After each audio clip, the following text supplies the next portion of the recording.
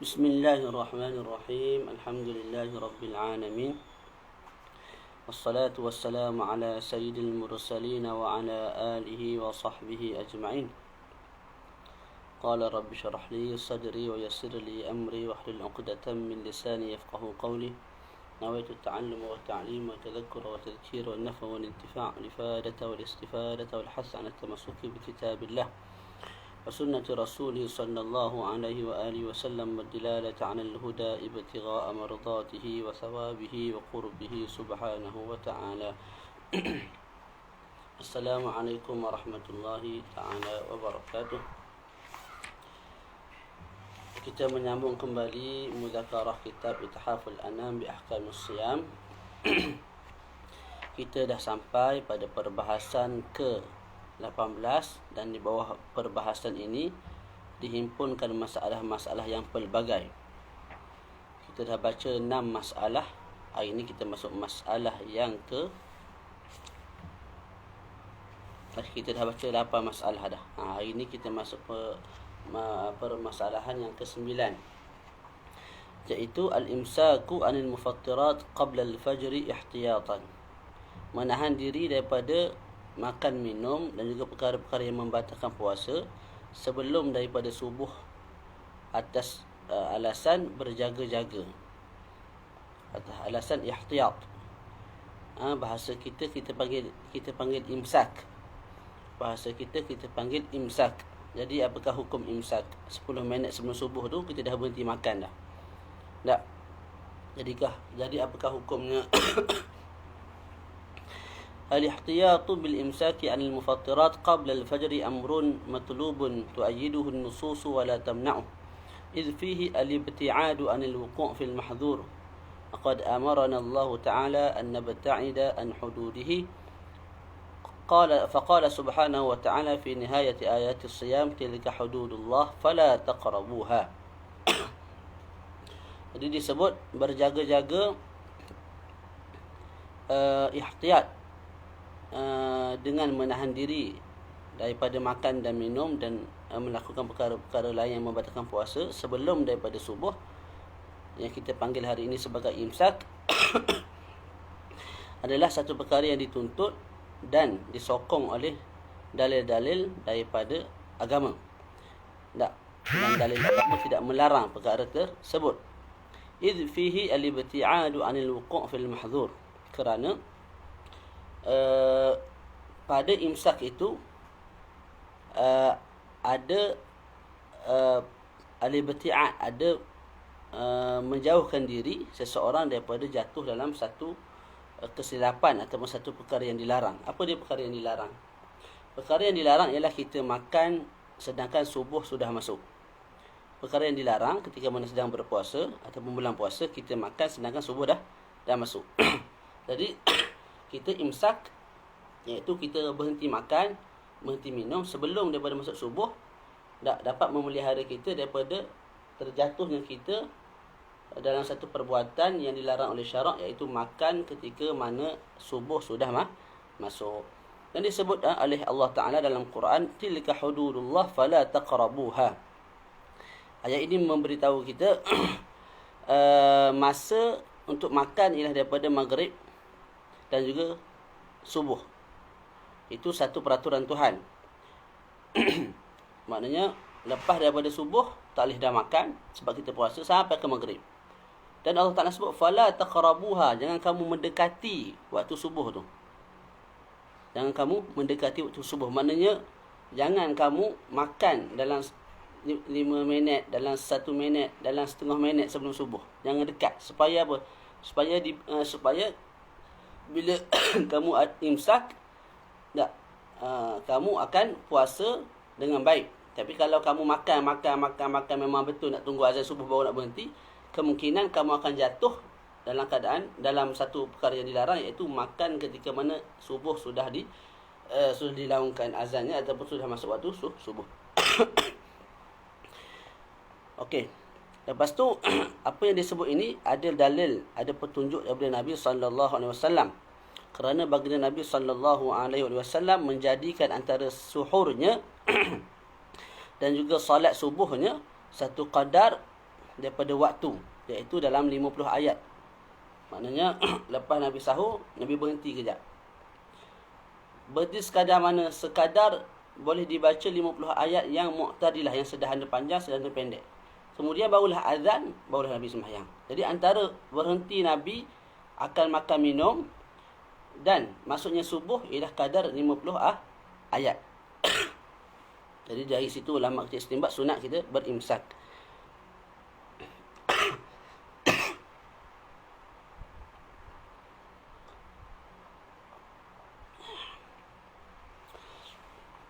Telah diriwayatkan daripada Qatadah, daripada Anas, daripada Zaid bin Thabit radhiyallahu anhu telah berkata, sesungguhnya kami berpuasa atau kami bersahur bersama, siapa dia yang meriwayatkannya? Anas lah. Anas bin Thabit berkata, kami bersahur bersama Nabi sallallahu alaihi wasallam, kemudian kami berdiri untuk solat.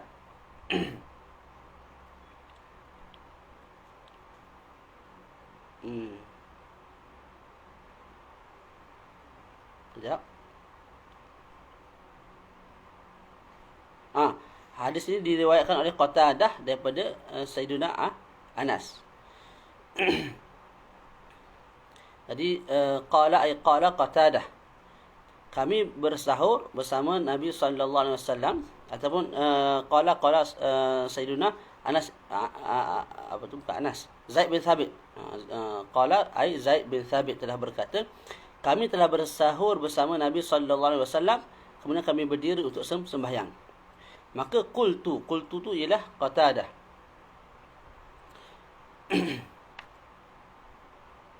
Betul tak?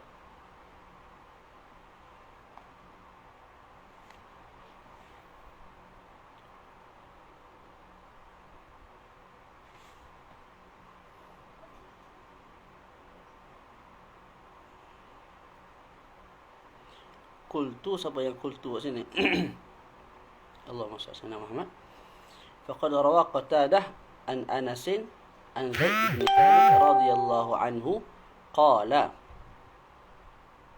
tasaharna ma'a Rasulillah sallallahu alaihi wasallam thumma qumna ila as-salah qultu kam kana qadra ma bainahuma qala 50 ayat. Tengok balik. Cumanya yang disebut dalam hadis ini ialah kami bersahur bersama Nabi sallallahu alaihi wasallam, kemudian kami berdiri untuk sembahyang. Maka aku bertanya, berapakah qadar antara keduanya, iaitu antara Nabi berhenti sahur dan juga antara Nabi sembahyang, maknanya antara masuknya subuh. Maka dia jawab, qad qala 50 ayat, 50 ayat. Kadar 50 ayat. وقد سئل شيخنا السيد العلامة عبد الله بن محفوظ الحداد رحمه الله تعالى عن وقت الإمساك في رمضان ومتى هو بالتوقيت. Dan telah ditanya guru kami, iaitu guru muallif Al-Allamah Abdullah bin Mahfuz Al-Haddad, tentang waktu imsak pada bulan Ramadan, dan bilakah waktu imsak dengan waktu yang paling tepat. Maka Al-Allamah Abdullah bin Mahfuz Al-Haddad menjawab, sesungguhnya orang yang berpuasa makan dan mengambil kesedapan daripada makanan pada waktu malam sehinggalah waktu subuh masuk. Maknanya makan pada waktu malam, sebelum waktu subuh berhenti. Sebelum waktu subuh berhenti.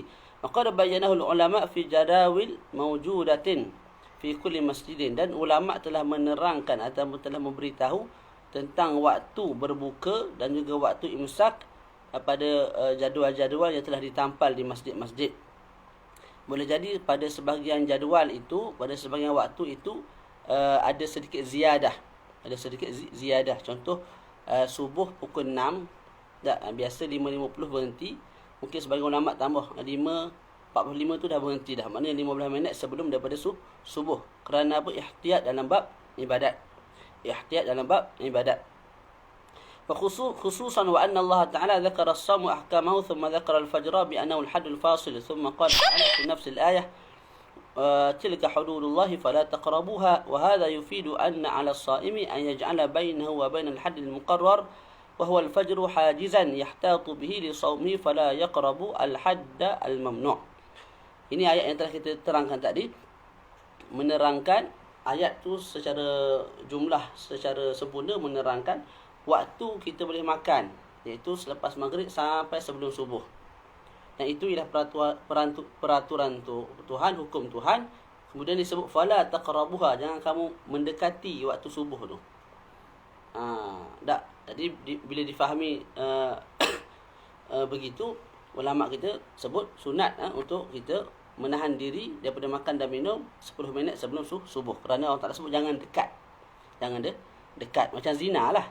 Fala wala taqrabu zina, jangan mendekati zina, maknanya haram kita bercium, melihat dan sebagainya yang boleh menyumbang kepada zina, iaitu masuk kemaluan dalam kemaluan. Kat sini pun sama. Fala taqrabuha, jangan kamu dekati waktu fajar itu. Kerana itu ialah haddul fasil, had yang memisahkan antara boleh makan dengan tidak boleh makan, puasa dan juga tidak puasa. Jadi bila sebut jangan dekat, bukan bermakna tak boleh makan sebelum subuh. Mana 5 minit sebelum, 3 minit sebelum subuh boleh makan. Cuma sunatnya sebelum 10 minit sebelum tu kamu dah berhenti makan, ihtiyatan lil ibadah, begitu. Okey, jadi saya sebut hendaklah kamu memerhatikan waktu azan. Kita baca, wa min hadha nara fi kafatil jadawil taqdira muddatin zamaniyatin bainal adhan wal imsaki aqalluha 50 daqaiqa. Jadi oleh sebab itu kita melihat dalam jadual-jadual yang ditampal di masjid-masjid, waktu imsak sekurang-kurangnya diletakkan 5 minit sebelum daripada subuh. Maka wajib ke atas kamu untuk tahu bilakah masuk waktu subuh, jam berapa, minit ke berapa. Kemudian kamu berihtiyat, berjaga-jaga supaya kamu tidak makan sedangkan subuh dah masuk. Malah kamu tak makan, kamu menahan daripada makan dan minum sedangkan subuh masih berbaki 10-15 minit. Tu. Dan Syekh sebut orang-orang yang makan dan minum sehinggalah dengar azan, mereka itu tidak mengikut perintah Allah Ta'ala. Kerana Allah Ta'ala sebut tadi, fala taqrabuha, jangan kamu mendekati waktu tersebut. Maknanya subuh pukul 6, jangan kamu dekat. Maknanya jangan makan. Allahu Akbar. Dalam mulut baru ludah balik. Jangan buat begitu. Malah 10 minit, 15 minit, 5 minit sebelum berhenti daripada makan dan minum, ihtiyatan lil ibadah. Okey, selesai kat situlah. Okey. Jadi hukum imsak dalam mazhab al-Imam Syafi'i hukumnya sunat, tidak wajib. Dan perlu diingat, bila kita makan tiba-tiba dengar azan ataupun tengok jam masuk dah subuh, tak, baki makanan tu kena buang, jangan telan. Kalau kita telan, puasa kita batal, confirm batal. Siapa yang kata tak batal, itu satu kejahilan. Ini bukan tasamuh adinu yusrun lah. Dia ada tasamuh, ada adinu yusrun, ada cerdik lawannya bodoh. Faham tak? Apa tu? Jahil lawannya tahu.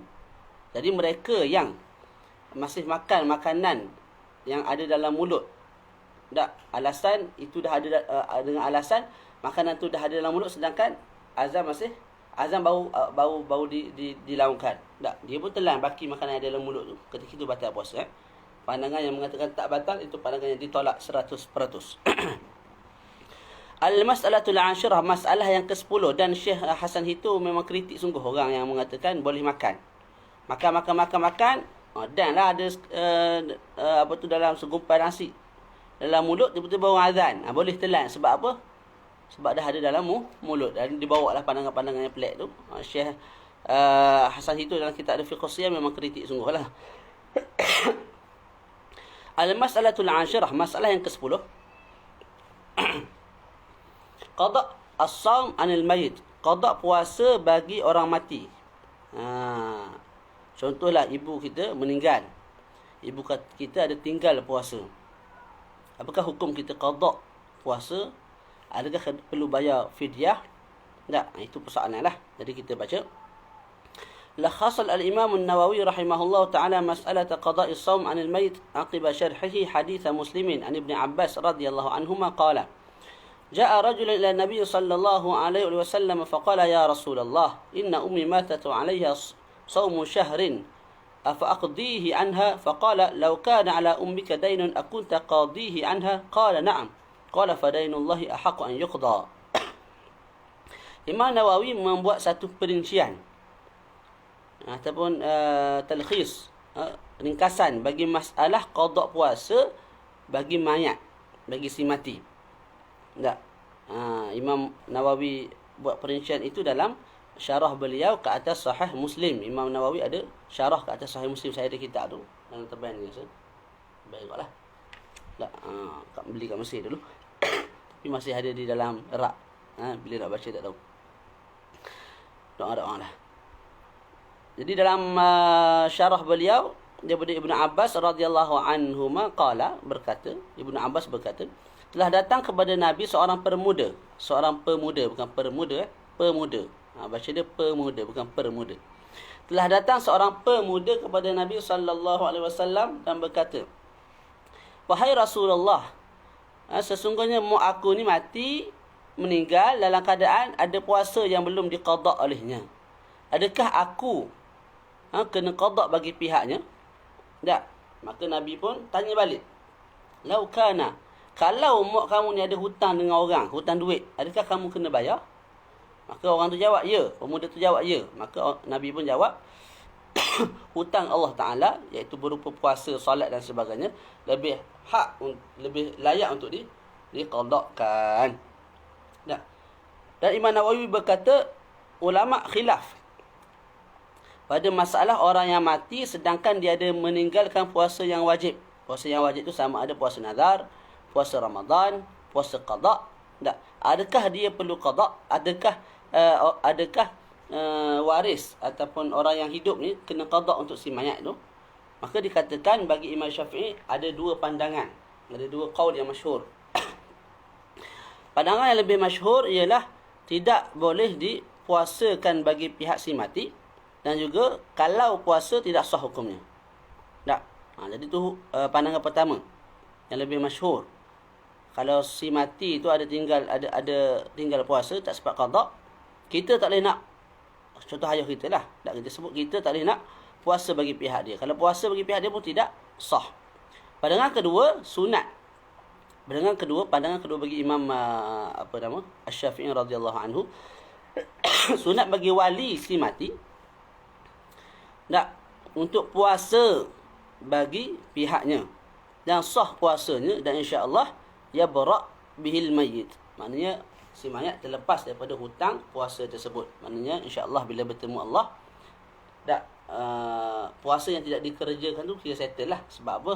Sebab ada wali-wali ataupun anak-anak dia yang tolong qada bagi pihak dia di dunia. Dan tak perlu kepada it'am, dan tidak perlu kepada bayar fidyah. Jadi pandangan pertama daripada Imam Syafi'i sebut tak sah puasa bagi pihak semayat. Pandangan kedua sebut sah puasa. Bila dah sah puasa tak perlu bayar fidyah dah lah. Tak. Disebut oleh Syekh pengarang kitab. Adapun ini pandangan Imam dalam Sahih Muslim lagi ni. Pandangan ini ialah pandangan yang sahih dan juga yang dipilih, yang kami i'tiqad padanya kebenaran. Dan pandangan ini juga telah ditashihkan oleh muhaqqiq mazhab al-Imam Syafi'i, yang mana ashab Imam Syafi'i yang menyokong pandangan ini ialah mereka yang menghimpunkan antara ilmu fiqh dan ilmu hadis. Okey. Lihadhihi al-ahadits as-sahihah as-sarihah. Jadi dalil ni tadilah kita sebut tadi. Nabi sebut fadainullah ahaqqu an yuqda. Hutang Allah Ta'ala lebih berhak untuk diqadakkan. Selepas Nabi ditanya oleh seorang pemuda, adakah aku perlu qada puasa bagi pihak mak aku? Nabi sebut fadainullahi ahaqqu an yuqda. Ini hadis sahih. Oleh sebab itu muhaqqiq bagi mazhab Imam Syafi'i memilih pandangan kedua. Tu. Boleh. Jadi walaupun yang lebih asyhar di sisi Imam Asy-Syafi'i mengatakan tidak sah puasa, maka disebabkan mazhab Syafi'i ini terbina atas dalil. Disebabkan mazhab Syafi'i ini terbina atas dalil. Disebabkan mazhab Imam Syafi'i ini terbina atas dalil, maka ashab selepas tu datang mengatakan yang lebih tepat ialah pandangan kedua Imam Syafi'i. Walaupun pandangan kedua, kerana apa? Berbetulan dengan hadis yang sahih. Itu yang dikatakan idza sahal hadis fahuwa madhhabi. Tapi bukan semua orang lah boleh ambil perkataan Imam Syafi'i itu kemudian jumpa hadis sahih aja bertentangan dengan mazhab Syafi'i, maka dikritik. Mazhab Syafi'i tak ikut hadis sahih. Dan Imam Syafi'i sendiri sebut, maka kita perlulah kembali kepada hadis. Imam Syafi'i sendiri sebut idza sahal hadis fahuwa madhhabi. Bukan orang biasa yang boleh gunakan perkataan idza sahal hadis fahuwa madhhabi. Orang yang boleh guna ialah orang seperti ashabus Syafi'iyah. Bukan al-faqir, bukan orang biasalah. Sebab kita tak habis kaji keseluruhan hadis yang ada. Kita tak habis mengaji macam mana cara al-Imam Syafi'i istinbat hukum. Apakah metod yang diterima pakai, apakah metod yang ditolak. Kita tak habis mengaji bab-bab tu. Jadi tak layak untuk kita ambil seketul idza sahal hadis fa huwa madhhabi, kita jaja dan menuduh mazhab Syafi'i tidak ikut dalil.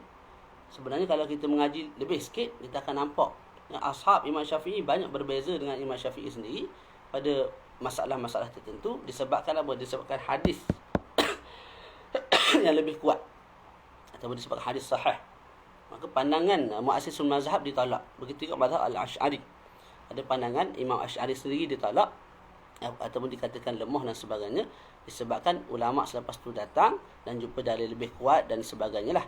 Begitu. Okey, baca. Wa amal hadithul waridu man mata wa alayhi siyamun at'ama anhu falaysa bithabitin. Adapun hadis yang warid yang mengatakan barang siapa yang mati sedangkan di atasnya ada puasa yang belum diqada, maka dibayar bagi pihaknya fidyah. Maka hadis ini laisa bithabitin, tidak sabit. Dan kalau sabit sekalipun, maka kita boleh himpunkan hadis ini dengan hadis sahih yang lain. Dengan hadis sahih yang lain yang mengatakan boleh puasa bila mana si mati ada meninggalkan puasa yang belum diqada. Fa inna man yaqulu bis-siyam yajuzu 'indahu al-it'am. Kerana mereka yang mengatakan harus berpuasa, mereka juga mengharuskan untuk it'am. Okey. Pandangan ulama yang mengatakan bila ada orang mati, dia ada tinggal puasa, kita boleh qada puasa bagi pihak dia. Pandangan itu juga mengatakan kalau kamu tak nak puasa, kamu nak bayar fidyah juga boleh. Maknanya kalau kamu buat salah satu dah memadai. Ayah saya meninggal, na'udzubillah tak boleh juga lah, dia akan mati. Dah nama manusia ni. Tawwalallahu umrahu hafizahullah. Ala kulli hal kita sebutlah ayah Zaid, adik saya. Ayah Muhammad, yallah ayah Muhammad meninggal. Ayah dia ada tinggal puasa Ramadan contohlah, sehari belum qada. Maka Zaid boleh keluarkan fidyah satu mud ataupun boleh puasa ganti bagi pihak si ayah. Boleh pilih. Sama ada nak buat ni ataupun ni. Begitu. Maka telah sabitlah yang tepat, yang betul tajwizus siyam wa tajwizul it'am. Harus untuk kita bagi makan, bayar fidyah satu mud sehari, ataupun kita berpuasa. Dan wali boleh pilih. Macam tadilah Muhammad, ayah dia mati. Muhammad nak keluarkan fidyah pun boleh. Muhammad nak tolong puasa bagi pihak ayah dia pun boleh. Okey. Boleh Lepas tu siapa wali? Siapa wali? Wali ialah kaum kerabat. Tu. Sama ada asabah ataupun ahli waris ataupun selain daripada itu. Yang penting ada talian darah. Waqila al-murad al-waris, ada pandangan sebut yang dimaksudkan dengan wali ialah al-waris, ada pandangan sebut asabah. Yang lebih tepat ialah yang pertama, iaitu asabah ke waris ke ataupun selain daripada itu. Anak murid pun boleh. Anak murid pun boleh. Saya mati, saya ada tinggal Ramadan, dan anak murid saya qada untuk pihak saya, boleh, tidak ada masalah. Cumanya kalau orang asing nak qada bagi pihak saya, dia kena dapat izin daripada keluarga saya dululah. Tak, daripada abang saya ke, daripada ayah saya ke, barulah dia boleh qada. Tapi kalau orang yang asabah ataupun ahli waris nak qada bagi pihak si mati tanpa dapat izin daripada sesiapa, tidak ada masalah. Tapi kalau orang asing betul, anak murid saya, kawan saya nak qada bagi pihak saya, dia kena dapat izin daripada keluarga saya, daripada wali saya. Tu. Wala yajib 'ala al-wali as-sawm anhu lakin yustahab. Thumma dzakara man qala bi ka Ahmad wa man qala innahu la yusam an mayit ka Malik wa Abi Hanifah rahimahumullah ta'ala. Dan disebut wajibus siyam awil it'am ala qaribil mayit in taraka malan. Ini nak bincang hukum puasa. Kita sebut kalau seseorang tu mati, dia ada tinggal Ramadan, contoh tinggal sehari, adakah wajib untuk dibayar fidyah bagi pihak dia? Adakah wajib kita puasa bagi pihak dia? Tak. Ataupun hukumnya sekadar sunat bayar fidyah. Sunat kita qada puasa bagi pihak dia. Maka disebut, ini diambil daripada Hasyah Bajuri, wajib puasa ataupun memberi makan. Pilihlah nak puasa ke nak beri makan ke atas kaum kerabat si mayat. Contoh ayah saya meninggal, tak, ayah saya ada tinggal harta, maka saya ambil satu cupok bagi kepada orang fakir miskin. Sebagai apa? Sebagai ganti kepada puasa yang ayah saya tinggal. Ataupun kalau saya tak nak keluarkan duit, tak, maka duit tu duit ayah lah. Duit atau pusaka tu bukan duit saya, duit ayah saya. Kalau saya tak nak ambil duit untuk keluarkan mud, maka saya kena puasa bagi pihak si ayah. Okey, kalau ayah tidak meninggalkan apa-apa, maka tidak wajib bagi ahli waris, bagi kaum kerabat apa-apa pun. Tak wajib bagi makan bagi pihak ayah, dan juga tidak wajib berpuasa malah sunat. Boleh, jadi ada dua perincian lah. Ayah kita meninggal, tinggal sehari, puasa dalam bulan Ramadan. Gambaran pertama, ayah kita ni ada harta, maka ketika itu wajib kita keluarkan satu mud. Kita ambil dari RM5, beli beras ke apa, bagi pada orang fakir miskin. Tak, satu mud. Kerana dia tinggal sehari bulan Ramadan. Kalau kita tak nak keluarkan satu mud, kita kena puasa. Yang kedua, ayah kita ayah kita apa? Ayah kita ni dia tak ada duit, mati dan tidak meninggalkan duit. Ketika itu sunat kita keluarkan satu mud bagi pihak ayah kita, ataupun kita puasa satu hari bagi pihak ayah kita. Wajib tidak? Wajib sama sekali lah. Yang aulanya di sisi sebagian ulama, kita keluarkan fidyah. Tak payah puasa, kita keluarkan fidyah supaya ada orang lain dapat manfaat daripada fidyah tersebut, iaitu fakir miskin. Kalau kita puasa, yalah, ayah kita memang terlepas lah. Tak, sebab kita dah tolong ganti puasa dia. Cuma siapa yang dapat manfaat? Ayah kita sahaja. Tapi kalau kita bayar fidyah, ayah kita dapat manfaat, tak, orang lain iaitu fakir miskin juga dapat manfaat, gitu. Wa yatadaraku an siyamin mayit wujuban fi thalath suwar wa hiya.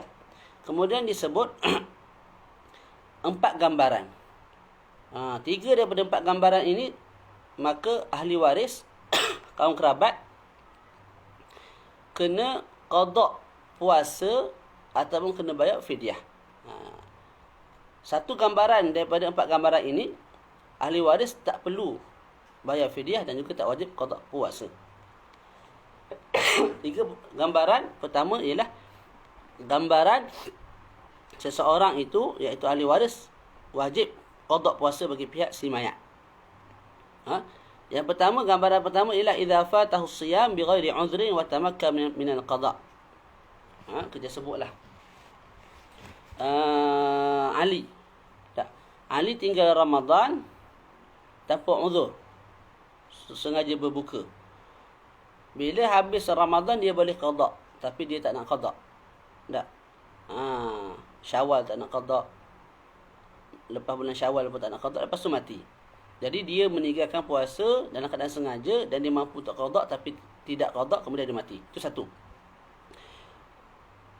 Yang kedua, idza fatau siyam bighairi udhrin, tinggal puasa tanpa uzur juga. Contohnya seseorang itu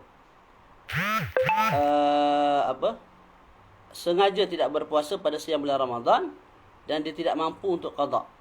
Contoh dia tinggal sehari daripada bulan Ramadan sengaja. Hari raya dia gaya lah. Tak. 2 Syawal mati. Ataupun malam 1 Syawal tu mati. Jadi tak sempat dah nak qada sebab dah mati pada 1 Syawal lagi. 1 Syawal tak boleh nak qada. Puasa sebab haram puasa. Tak. Jadi dia tinggal puasa secara sengaja dan tidak mampu untuk qada. Gambaran ketiga, dia tinggal puasa, seseorang tu tinggal puasa dengan uzur dan mampu untuk qada. Seseorang itu meninggalkan sehari daripada bulan Ramadan kerana keuzuran, sakit dan sebagainya ataupun musafir, dan dia mampu untuk qada. Contoh, masuk Syawal dia sihat molek, dia boleh qada, dia tak qada lagi. Lepas Syawal, Zulqa'dah dia tak qada. Lepas habis Zulqa'dah masuk Zulhijjah dia mati. Jadi walaupun dia tinggalkan puasa Ramadan itu kerana uzur, tapi dia mampu untuk qada. Kenapa tak qada sampai kamu mati? Maka kita nisbahkan taksir kepada dia, kecuaian kepada dia juga. Dalam 3 gambaran ini, maka wajib bagi wali si mati, ahli waris si mati, untuk puasa bagi pihak si mati. Ataupun kalau tak nak puasa, tak kena bayar apa? Bayar 1 mud. Itu pun berdasarkan perincian yang telah kita sebutkan tadi lah. Kalau si mati tu ada tinggal harta, barulah dikatakan wajib keluarkan fidyah. Ataupun kalau tak nak bayar fidyah, tak puasa. Kalau si mati tu tidak meninggalkan apa-apa, maka tidak wajib puasa dan juga tidak wajib bayar fidyah. Walaupun tinggal secara uzur. Kerana apa? Tak wajib. Sebab kesalahan tu kesalahan dia, bukan kesalahan kita. Tak. Jadi, contohlah, si Zaid tu mati. Dia tinggal puasa Ramadan secara sengaja. Dan dia mampu qada tapi dia tak qada. Dia mati tu kena bayar fidyah. Duit tak ada. Bila tidak ada duit, maka kita sebut hanya sunat kita bayar fidyah bagi pihak dia, ataupun kita puasa bagi pihak dia. Sunat tak wajib. Sebab apa tak wajib? Apa pasal pula aku nak kena puasa? Dia yang tinggal, aku nak puasa pasal apa? Tak. Kita tidak memikul kesalahan orang lain. Kesalahan orang lain. Jadi hal keadaan wajib itu bila mana si mayat itu mampu. Mampu apa? Mampu untuk keluarkan duit. Sekira-kira dia mati, dia tu tinggal harta pusaka. Kita ambil 5-10 ringgit, kita bayar dia punya fidyah tu. Okey, kamu diberi pilihan untuk bayar fidyah dan puasa. Kamu tak nak bayar fidyah, kamu kena puasa lah. Wajib puasa pula. Tak? Memanglah dia yang buat kesalahan. Tak, tapi kesalahan tu kamu boleh ambil duit dia, kamu bayar. Settle masalah. Tapi kenapa kamu tak nak bayar? Bukan guna duit kamu, guna duit dia. Kalau kamu tak nak bayar juga, kamu puasa. Wajib kamu puasa. Wallahu a'lam.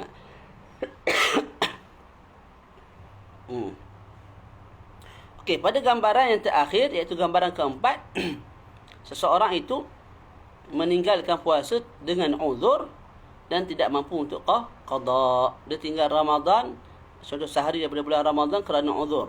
Masuk 2 Syawal mati kawan tu. Jadi tak ada nak qada lah.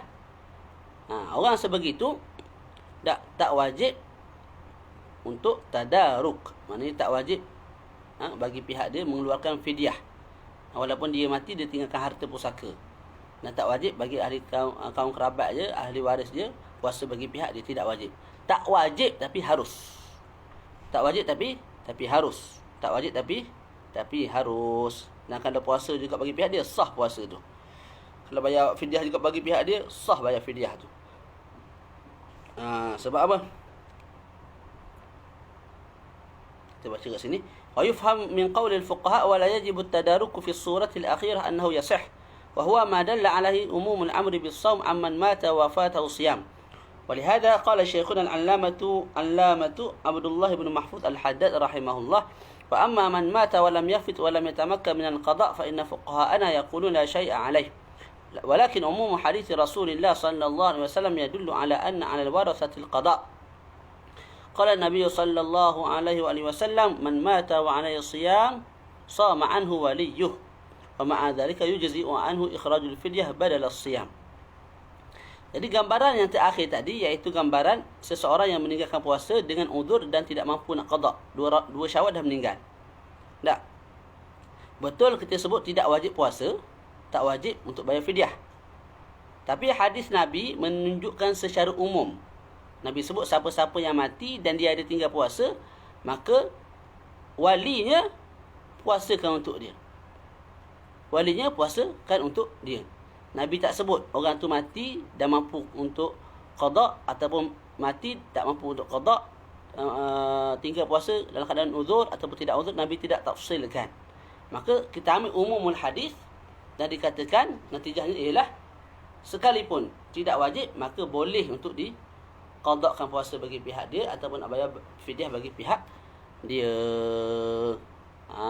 Begitu. Boleh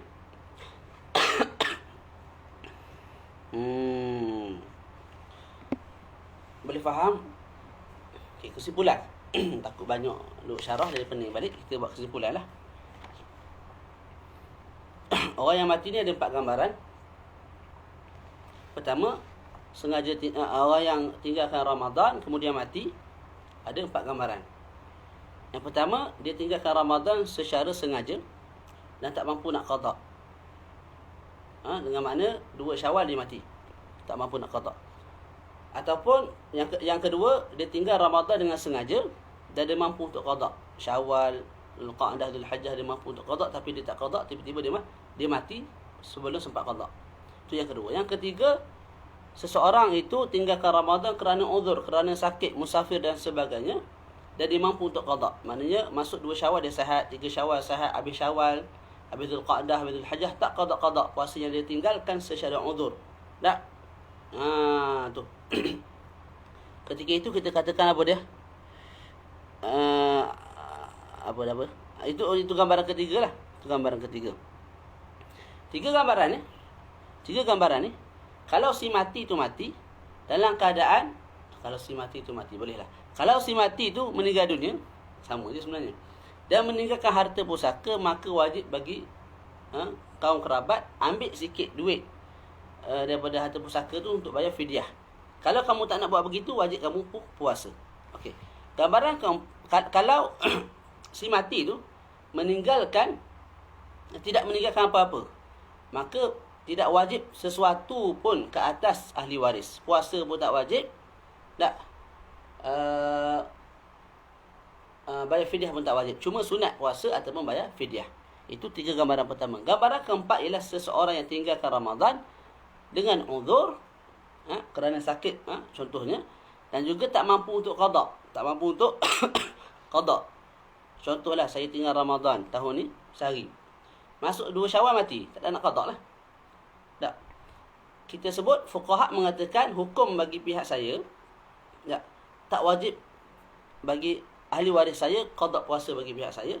Tak wajib juga mereka keluarkan fidyah bagi pihak saya. Walaupun saya ada tinggalkan harta. Tak wajib. Cuma kalau nak buat, boleh. Kalau nak buat juga, boleh. Dan sah. Kalau ahli waris saya nak bayar fidyah bagi pihak saya ataupun nak puasa bagi pihak saya, sah, tidak ada masalah walaupun tak wajib. Sebab apa? Ambil umum hadis baginda Nabi SAW. Nabi sebut, man mata wa alayhi saumun fa sawma anhu waliyuh. Siapa-siapa yang meninggal dan ke atasnya ada hutang puasa, maka puasalah bagi pihak dia walinya. Nabi tak sebut kalau seseorang tu tinggalkan secara sengaja ataupun tidak sengaja, tinggalkan sama ada sempat qada ataupun tak sempat qada, secara umum. Jadi bolehlah puasa. Tak, dalam masa sama puasa tu dengan fidyah juga boleh. Selesai. Kita baca lagi. Zuhur kita berhenti. Masalah yang ke-11 ialah saumun nafli. Kalau ada sebarang soalan boleh tulis. InsyaAllah kita berbincang sama-sama.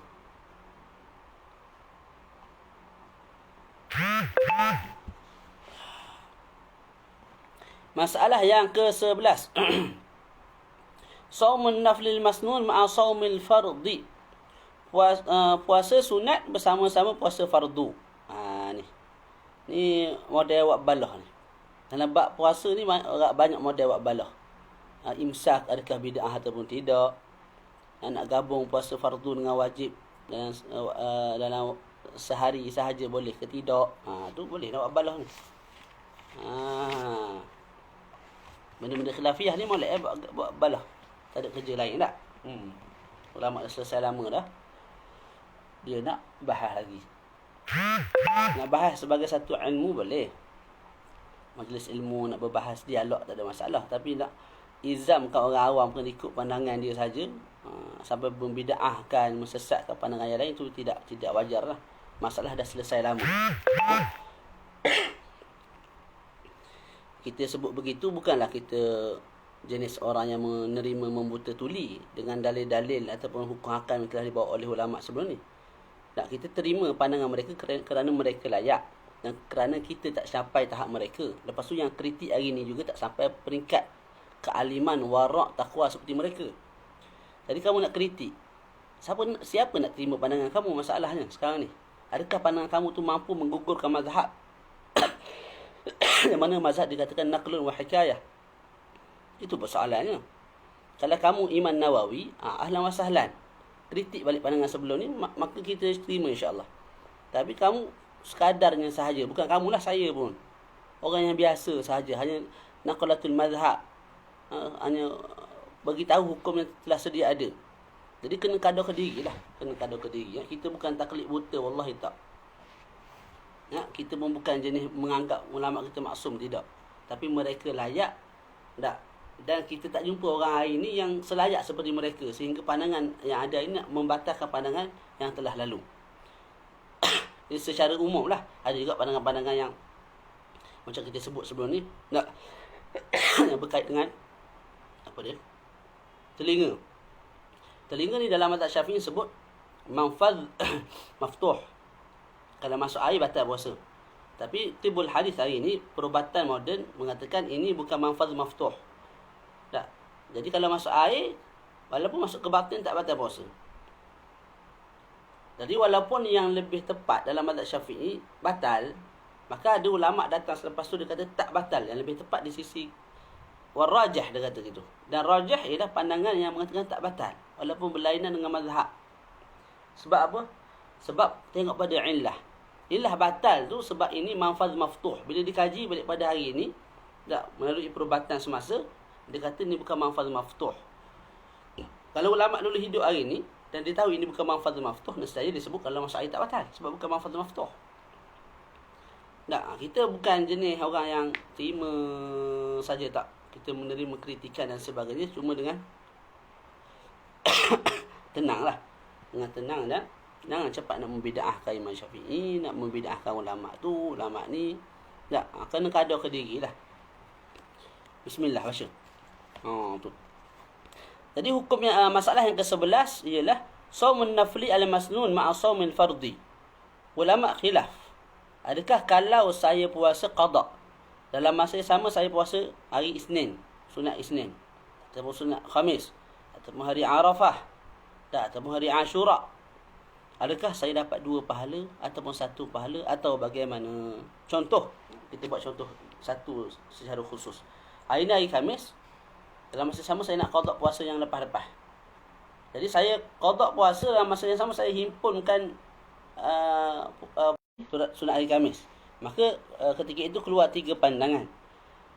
Pandangan pertama mengatakan inna huma lam yahsul lahu syai'un minhuma, rajjahahu fil majmu' wa tabi'ahu al-Isnawi. Pandangan pertama ialah kalau diniatkan dua-dua, maknanya saya niat sahaja aku puasa qada Ramadan dan juga puasa sunat hari Khamis. Niat dua-dua, maka dua-dua tak dapat. Dua-dua tak dapat. Pahala tak dapat, puasa pun dua-dua tak sah. Ini pandangan yang ditarjahkan oleh Imam Nawawi dalam Majmu' dan diikuti oleh Al-Imamu Al-Allamah Al-Isnawi. Pandangan kedua, husulu sawabil nafli wal fardi. Husulu sawabil nafli wal fardi. Tercapai pahala sunat dan juga fardu. Sekalipun tidak diniatkan. Kebetulan hari itu ialah hari Arafah. Saya puasa qada pada hari itu. Saya niat sahaja aku puasa qada Ramadan. Tak, maka di sisi Imam Ramli, dan juga ayahnya Khatib Syirbini dan sebahagiannya dan sebahagian ulama muhaqqiqin mengatakan saya dapat pahala puasa qada Ramadan, juga dapat pahala puasa hari apa tadi, Arafah. Tak betul kita sebut Arafah tadi tak? Tu. Sekalipun saya tidak niat untuk puasa hari Arafah, sekalipun saya tidak ada niat untuk puasa hari sunat Khamis, sunat Isnin dan sebagainya, niat satu dapat dua. Itu di sisi sebahagian ulama. Pandangan ketiga, ikut atas niat. Kalau kamu niat fardu dan juga hari Arafah, maka kamu dapat dua pahala. Walaupun kamu puasa sehari tapi dapat dua pahala. Hari Arafah pun dapat pahala, puasa fardu pun dapat pahala. Dan terlucutlah ataupun terlepaslah kefarduan qada daripada diri kamu. Ataupun kamu niat satu je, kamu niat sahaja aku puasa qada Ramadan, maka kamu dapat itu sahaja, pahala hari Arafah tak dapat. Kalau kamu niat sahaja aku puasa hari sunat Arafah, maka kamu dapat itu sahaja, qada Ramadan kamu tak dapat. Jadi kalau niat salah satu sahaja yang dapat. Cumanya satu yang lain itu telah gugur tuntutannya dan tak dapat pahala lah, itu je lah. Ini pandangan yang ditarjahkan oleh Imam Ibnu Hajar dan selain daripada beliau. Selesai. Masalah yang jadi jangan buat balah lah. Jangan buat balah. Kita nak ambil pandangan pertama pun boleh, pandangan kedua pun boleh, pandangan ketiga pun boleh.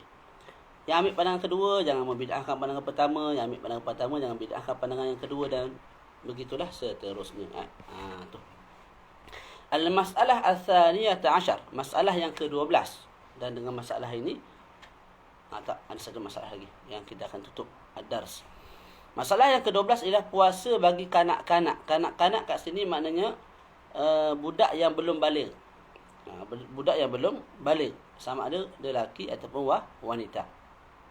Jumhur ahli ilmu daripada ulama Hanafi, ulama Syafi'iyah, ulama Hanabilah mengatakan budak kecil yang mumayyiz sunat disuruh untuk puasa, bukan sunat, wajib disuruh untuk berpuasa kalau mampu.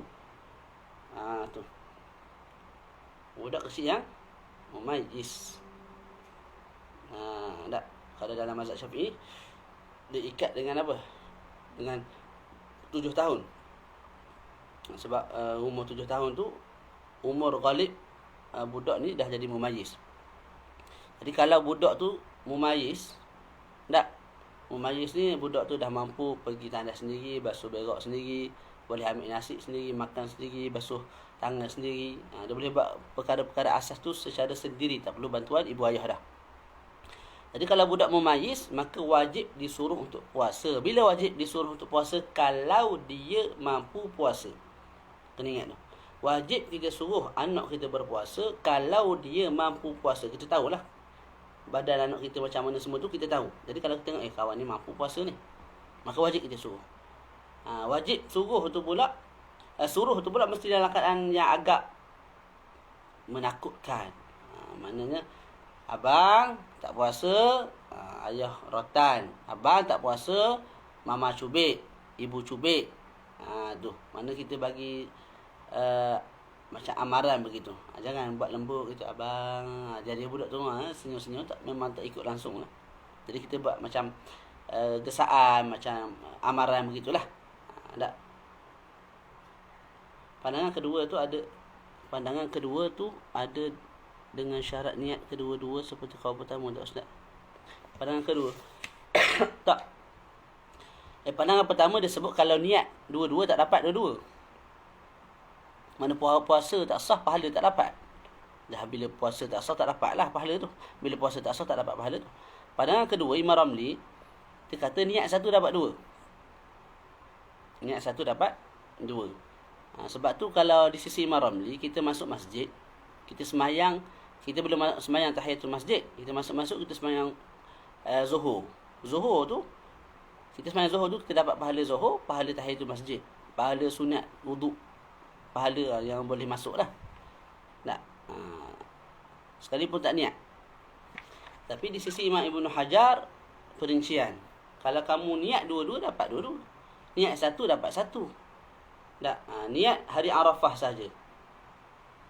Ini contoh niat fardu qada Ramadan sahaja. Maka dapat qada Ramadan, pahala Arafah tak dapat. Cuma tuntutan untuk puasa hari Arafah tu dah gugur. Dah gugur.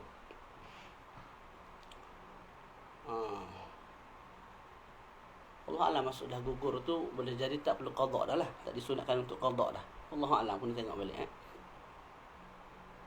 Sebab puasa sunat yang ada waktu ni sunat kita qada. Gitu. Boleh Ustaz Hadi. Pandangan kedua tu ada dengan syarat niat kedua-dua seperti qaul pertama. Tak, qaul pertama kita sebut, tak tahulah kitab mana 1 2 3 susunan begitu. Takut kitab yang kita pakai tu susunan dia lain. Tapi kitab ana ni cetakan Darul Faqih dia sebut kalau niat dua-dua tu pandangan pertama yang ditarjihkan oleh Imam Nawawi dalam Majmu'. Dia kata niat dua-dua tak dapat apa. Dua-dua tak dapat. Pandangan kedua sebut dapat pahala sunat dan fardu. Walaupun tidak disebut sekalipun tidak niat, tapi itu telah difahami daripada apa yang telah kita belajar sebelum ni lah. Apa yang telah saya belajar sendiri lah. Anda belajar sendiri begitu. Imam Ramli disebut tidak disyaratkan niat. Niat satu dapat dua. Tapi Imam Ibn Hajar disyaratkan niat dua dapat dua-dua, niat satu dapat satu. Cuma gugur at-talaq min apa tu? Min al-akhir, maknanya daripada satu lagi tu. Allahu a'lam.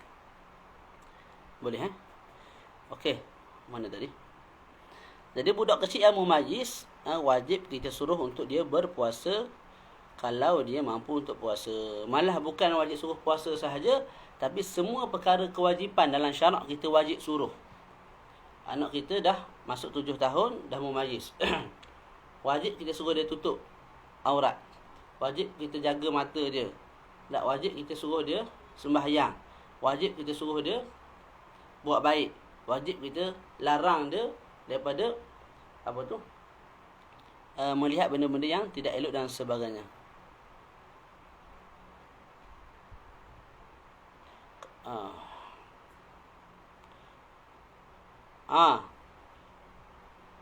Maknanya kalau niat sunat yang fardu pun dah lepas ikut qaul kedua kan. Wallahu a'lam. Yang tu tak benar sebut.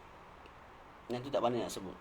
Sebab dia kita niat yang kuat, yang kecil masuk. Tapi kalau niat yang kecil, yang besar nak naik, nak masuk sekali, yang tu anda tak boleh nak sebut lah, kena tengok nas. Tapi yang confirmnya bila kita niat fardu memang yang sunat masuk. Wah. Mana dapat dua-dua pahala lah. Tapi kalau kita niat sunat sahaja, kita niat nak puasa Arafah, adakah puasa sunat Arafah tu cover fardu? Wallahu alam. Ana lebih yakin untuk katakan tidak. Tak. Sebab yang apa tu? Yang kecil, yang lemah boleh masuk bawah yang kuat. Tapi yang kuat tak boleh masuk bawah yang lemah. Begitu Itu kaedah juga tu. Kaedah fiqhiyah. Tu. Boleh insya-Allah. Okey. Jadi bila budak tu dah mumayyiz wajib suruh, tak wajib pukul lagi. Wa yudrabu ala tarki li 'ashrin kas-salah. Tapi bila budak itu dah masuk umur 10 tahun, maka wajib kita pukul anak kita tu.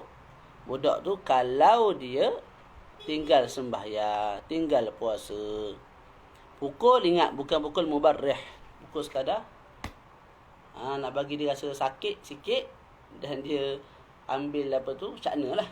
Bukan pukul sepok terajang mati kes dia, kes pukul anak tak puasa, jangan. Okey. Wa farqa al-Muhib at-Tabari bainahuma bi annahu innama daraba 'ala as-salati lil hadis. Ustaz Hadi ada sebahagian rakaman Habib Ahmad tu tak cukup. Jadi sebahagiannya tu memang ana baca dan ana syarah lah, tanpa ana dengar rakaman sebab tak ada.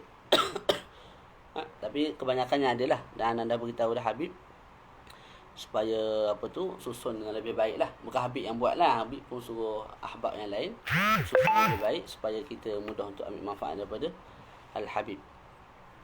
Okey, jadi wa farqa al-Muhib at-Tabari, Imam al-Muhib at-Tabari sahib tafsir, dia kata tak kena ni. Nabi sebut hadis, Nabi sebut puasa sembahyang je. Umur 7 tahun wajib suruh sembahyang. Umur 10 tahun wajib pukul kalau tak sembahyang. Tak boleh kita kata puasa sekali sebab Nabi sebut solat sahaja, sembahyang sahaja. Tak.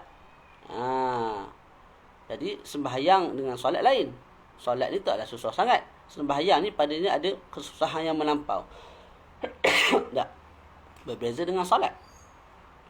Maka apa yang disebut oleh Imam At-Tabari, dia memisahkan, membezakan antara sembahyang dan juga puasa, dijawab balik oleh ulama yang lain.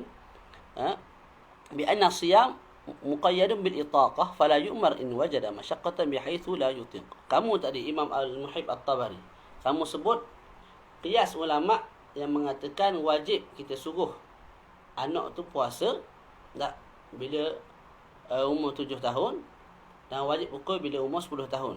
Qiyas tu kamu sebut tidak kena sebab Nabi sebut hanya dalam sembahyang. Jadi puasa tak termasuklah. Tak. Atas alasan apa kamu sebut lagu tu, kamu sebut begitu, kamu bezakan sembahyang dengan puasa atas alasan sembahyang ni ringan. Tak, tapi puasa ni berat. Kena tinggal makanan daripada pagi sampai ke maghrib. Tak, maka jawapannya mudah aja. Kami yang mewajibkan suruh budak puasa tu kalau budak tu mampu. Kalau budak tu tak mampu, janganlah suruh. Tak, kami yang wajibkan pukul budak tu untuk puasa kalau dah masuk 10 tahun. Kalau budak tu mampu. Kalau tak mampu, tak payahlah pukul. Manakala budak tu tak mampu puasa, badan dia sakit dan sebagainya, tak payahlah puasa.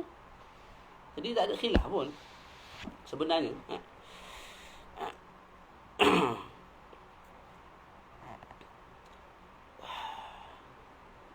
Mana tadi?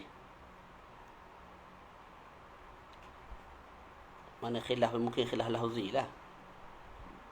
Allah alam. Imam At-Tabari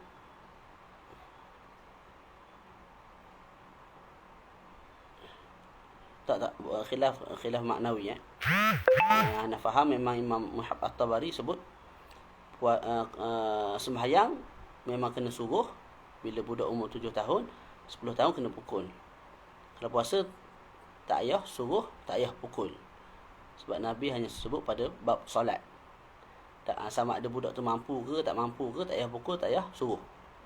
Dalam mazhab Syafi'i lain. Dalam mazhab Syafi'i kalau mampu wajib suruh. Kalau mampu puasa wajib kita suruh dia puasa. Kalau mampu solat, kalau mampu puasa masuk 10 tahun tak puasa juga, kita wajib pukul. Kalau tak mampu puasa, ketika itulah tak wajib pukul dan juga tak wajib suruh. Allah a'lam. Dan telah sabit daripada sahabat Nabi yang mana mereka mendidik anak mereka untuk puasa sejak daripada anak mereka kecil lagi. Daripada Rabi' binti Muawidh bin Afra radhiyallahu anha, sesungguhnya beliau berkata pada puasa Ashura, bila mana puasa Ashura ni masih difardukan, tak. Fakunna ba'da dhalika nasumuhu wa nusawwimu subyanana. Ar-Rabi' ibn Muawidh berkata, kami berpuasa Ashura, dalam masa yang sama kami menyuruh anak-anak kami berpuasa Ashura.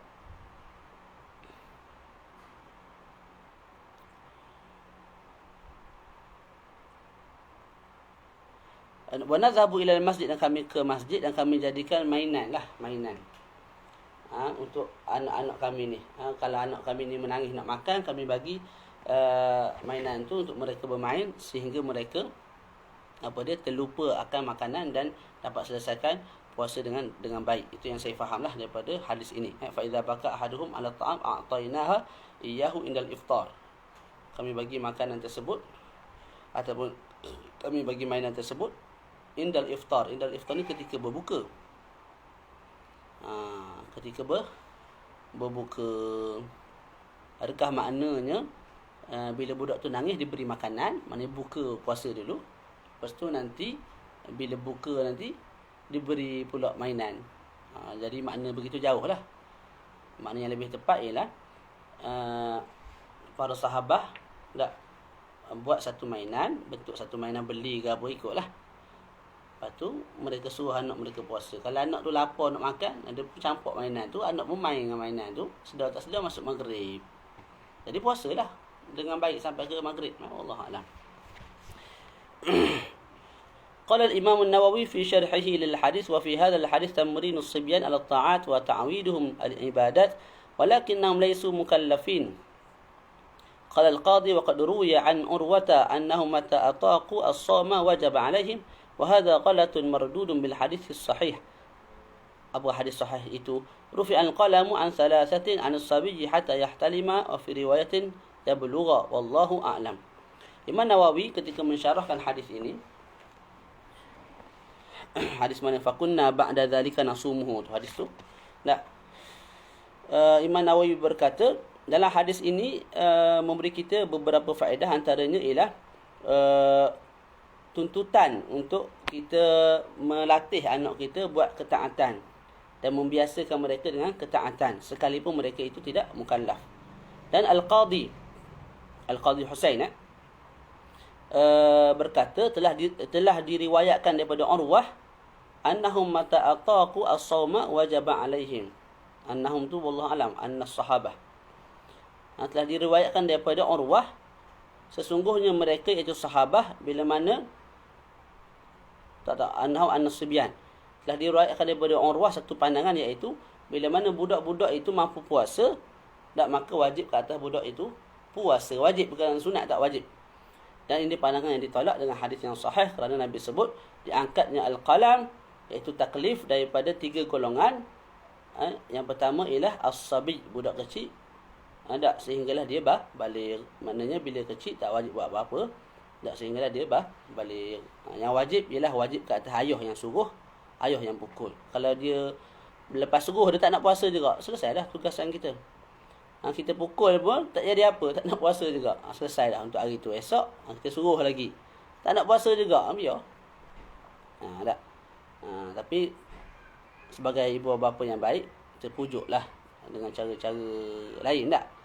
Kita suruh puasa separuh hari ke, tak, kita bagi duit ke, macam ayah saya dulu sehari RM1. Tak.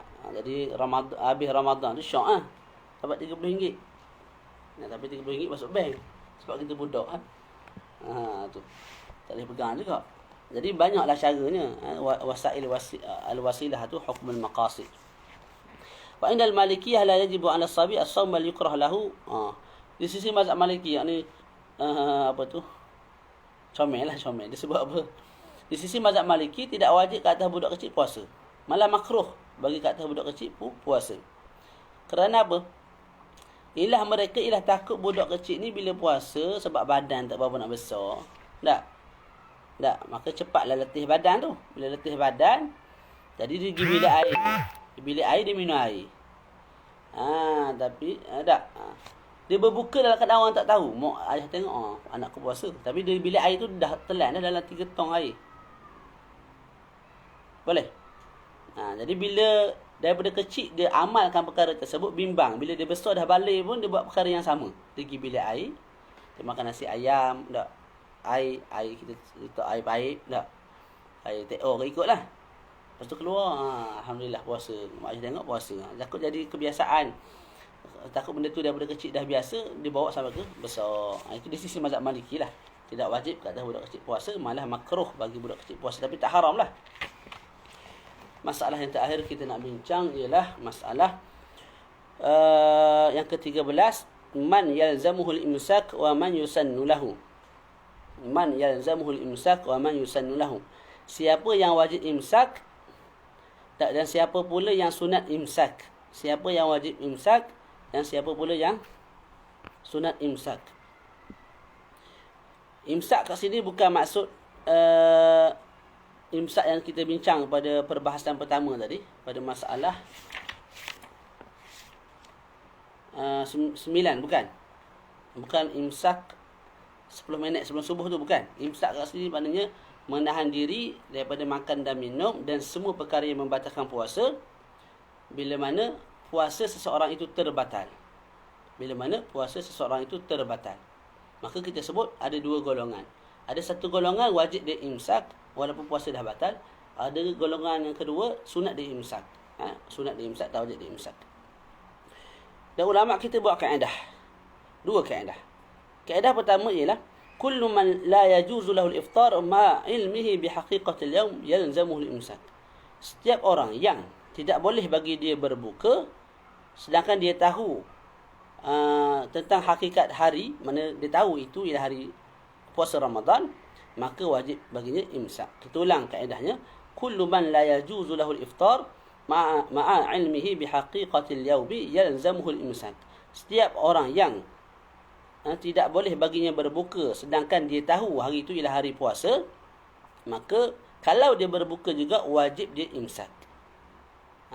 Kerana apa wajib imsak? Ada dua sebab. Pertama, kerana menghormati waktu iaitu Ramadan.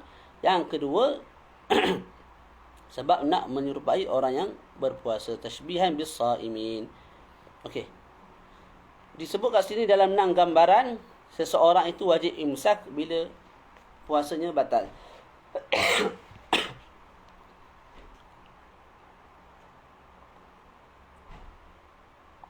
Pertama, alal mutaaddi bi fitrihi uqubatan lahu. Yang pertama ialah orang yang sengaja berbuka. Masuk bulan Ramadan, hari ketiga sengaja buka. Tak ada uzur apa-apa.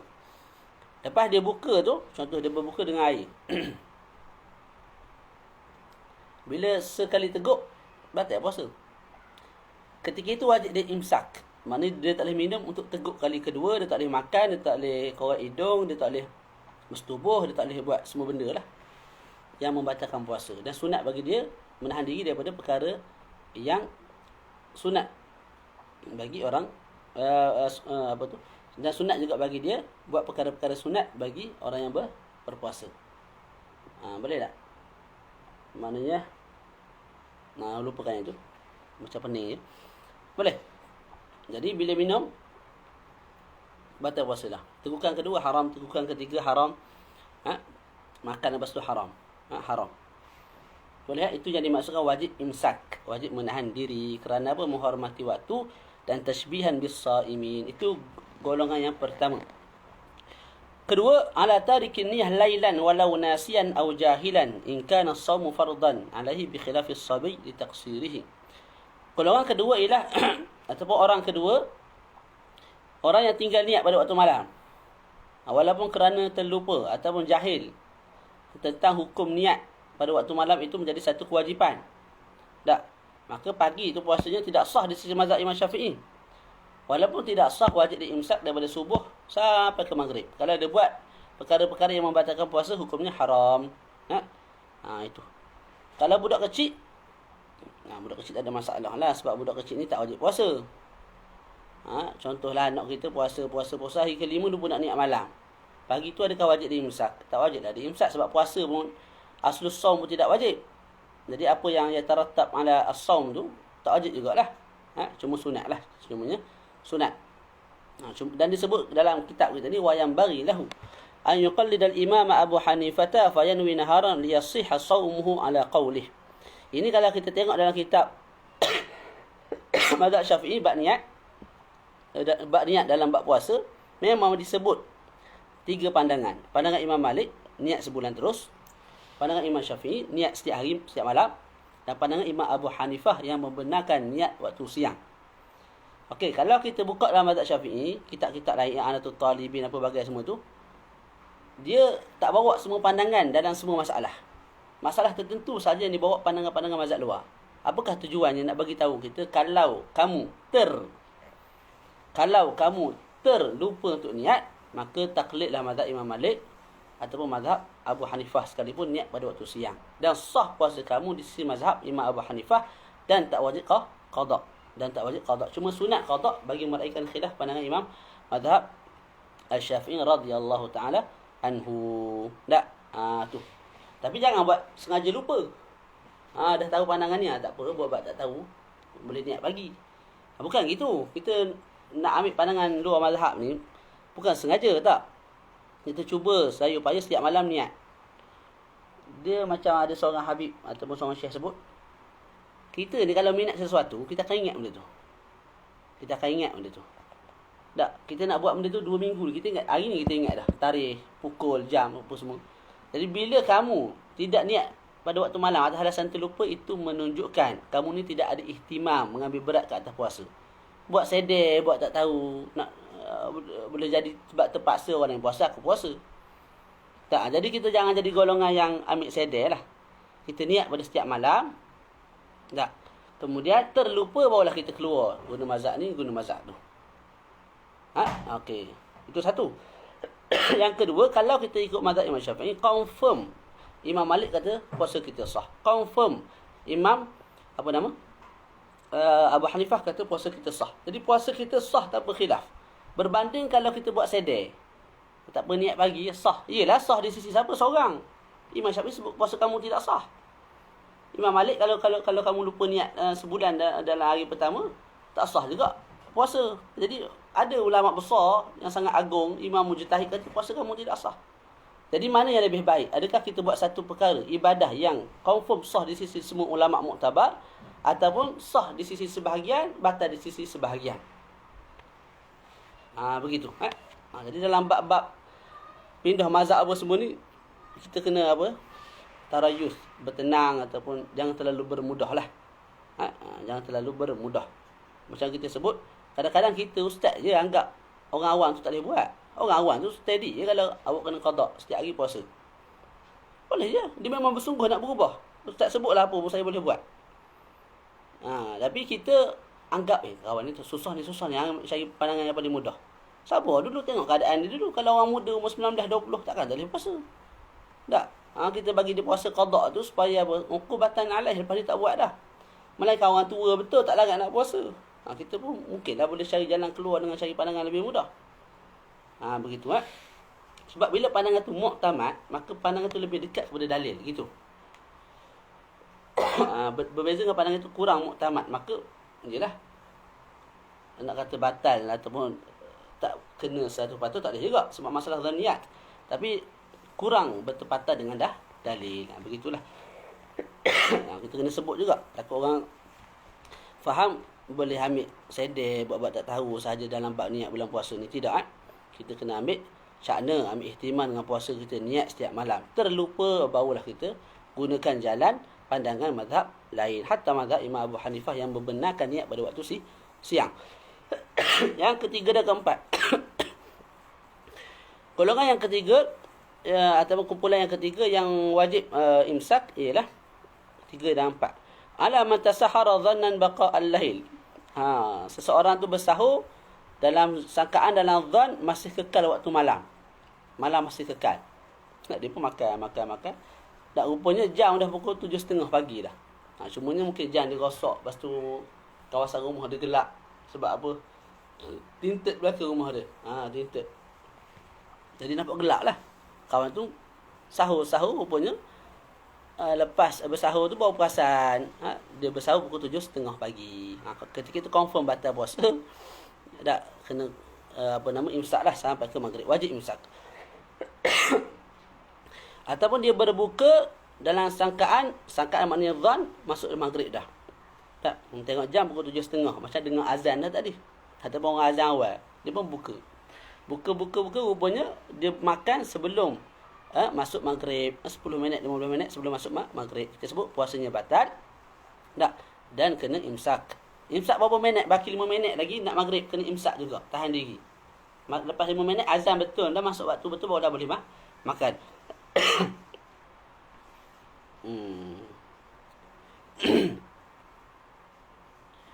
Jadi sebab apa kena imsak? Kita sebut kalau dia makan tu dalam 2 gambaran, bersahur dan juga berbuka. Kalau dia makan tu tanpa ijtihad, maka memang taksir daripada dia lah secara hakiki. Tapi kalau dia makan sebab ijtihad, maka dikatakan oleh ulama kita muqassir hukman. Boleh jadilah ada nauk taksir sebab dia tak kaji sungguh-sungguh. Confirm betul-betul dah masuk maghrib. Wallahu a'lam. Jadi wajib imsak. Golongan ke-3, ke-4. Yang kelima, ala man akala min akli ahli al-wujub bis-shaum wa bana lahu yaum 30 min Sya'ban annahu min Ramadan li'annahu yalzamu shaum in alima haqiqatan al-hal. Ni puasa Ramadan. Sama ada 29 hari ataupun 30. Tak. Jadinya pada hari ke-30 tu dianggap satu Syawal. Dia pun makan apa semula raya. Tiba-tiba diumumkan oleh kerajaan itu dah Ramadan hari ke-30. Ketika itu kita sebut puasa batal dan wajib imsak sampai ke maghrib. Lepas ni kena qada balik puasa tu. Yang keenam ialah bagi mereka yang mubalarah ketika mana berqama. Gitu. Berqama sehingga bunyi apa tu? Tu gambaran lah. Mana qama tu bersungguh-sungguh. Ataupun istinsyak, sedut sungguh ketika mana wuduk. Tak sampai masuk ke khayshum ni, berqama sampai masuk termasuk air. Walaupun termasuk air ke dalam dada ataupun ke perut, tak ke dalam jauh. Ketika itu batal puasa. Begitu juga kalau termasuk air ketika mana berqama kali keempat ataupun masuk air ke dalam hidung kali keempat juga membatalkan puasa dan juga wajib qada dan wajib imsak sampai ke maghrib. Wa yusanul imsak li khamsatin. Tu selesai satu kaedah. Kaedah yang kedua ulama kita sebut kullu man jaza lahu al-iftar ma'a ilmi bihaqiqati al-yawm yusannu lahu al-imsak wa la yajib. Setiap mereka yang harus berbuka sedangkan mereka tahu tentang hakikat hari tersebut, maka sunat bagi mereka imsak, tidak wajib. Contoh, saya musafir keluar daripada kawasan sebelum subuh. Saya tahu hari ni Ramadan. Syarat izin tak saya berbuka? Syarat izin kan saya berbuka. Okey. Kemudian bila saya musafir, contoh daripada Kelantan lah. Sampai ke tempat saya ni sebelum maghrib. Jadi uzur untuk saya saya dah buka tengah jalan dah. Tapi bila sampai ke tempat saya dia pergi mukim. Dah hilang dah nama musafir itu. Dah baki nak maghrib sejam. Sejam tu sunat saya imsak. Tidak wajib saya imsak. Sebab apa? Sebab saya memang diizinkan berbuka oleh syarak atas sebab wujudnya keuzuran iaitu as-safar. As-safar. Jadi bila as-safar itu hilang, dah kita dah jadi mukim, saya dah jadi mukim, sunat saya imsak, tidak wajib. Jadi disebut kat sini ada 5 golongan dalam Nailur Rajak. Pertama, budak kecil bila balik dalam keadaan berbuka. Maknanya budak kecil tu umur 14 tahun. Umur dia antara tanda alamat balik seseorang tu ialah cukup umur 15 tahun. 15 tahun bulan Islam. Jadi budak tu tak balik lagi. Tak. Dan pagi dia tak puasa. Tengah hari dia balik. Contoh keluar air mani ke. Tak, ataupun sebab cukup umur ke tengah hari tu. Jadi walaupun pagi dia tak berpuasa. Sebab tak wajib puasa. Sebab kecil lagi. Tapi bila dah balik tengah hari tu. Tak, sunat dia imsak daripada tengah hari sampai ke maghrib. Sunat imsak tidak wajib.